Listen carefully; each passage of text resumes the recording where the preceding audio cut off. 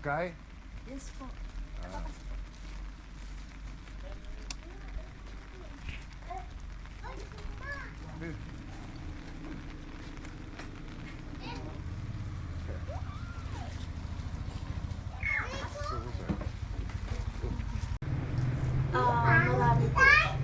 Una po dyan, financially, mahirap po financially kasi marami silang pangangailangan, medical expenses, saka yung mga basic needs nila. Since hindi siya nakakakain, ng mga solid food, nag-ano lang siya, nakadepend lang siya sa milk formula po.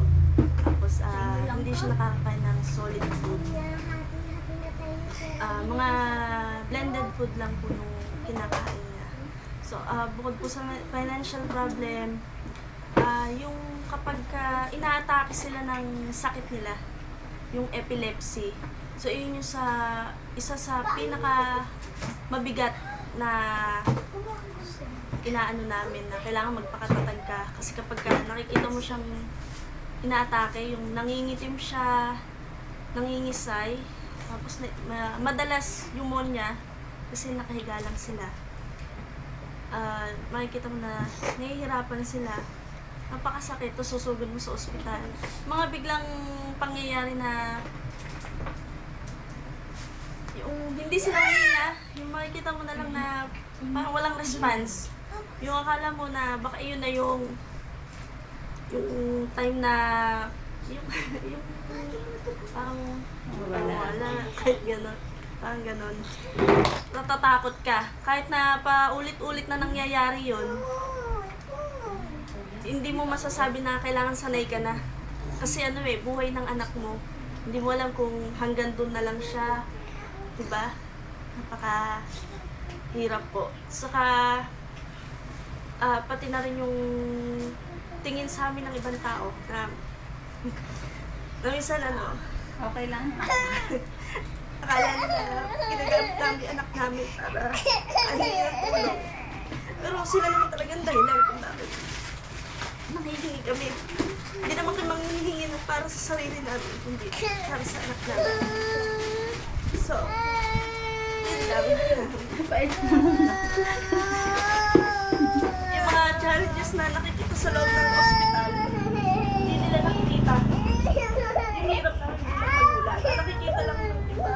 Yung mga blessing na natatanggap namin, maswerte daw kami kasi may mga nagbibigay.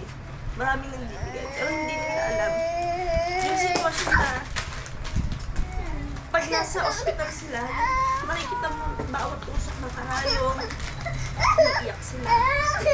Yung buhay nila na hindi mo alam kung hanggang saan. Yun yung marami, sobrang dami. Saka yung, siyempre di ba hindi lang sa anak, yung pagsubok. Sa pamilya din, meron ka rin kinakaharap sa sarili mo. Yun, lahat talagang titiisin mo. Wala kaming nakukuwang pero nag-apply naman kami ng medical assistance. Every 6 months or minsan every 3 months. Madalas hindi kami nakakapag-apply kasi walang mapag-iiwanan ng anak. Hindi naman pwedeng dalhin doon na ihahalubilo mo sa iba. Kasi yung kondisyon nila madaling mahawa sa mga sakit. Thank you. Thank you. Yeah, man. So we just left this place. We met with Sky and her family. She has like 3 other siblings, 2 sisters, 1 brother, and unfortunately, she has the chickenpox as well. So she was not feeling too good, you know. Just watching the lady, I couldn't really understand a lot what she was saying, but just watching her situation, man, I don't know, man.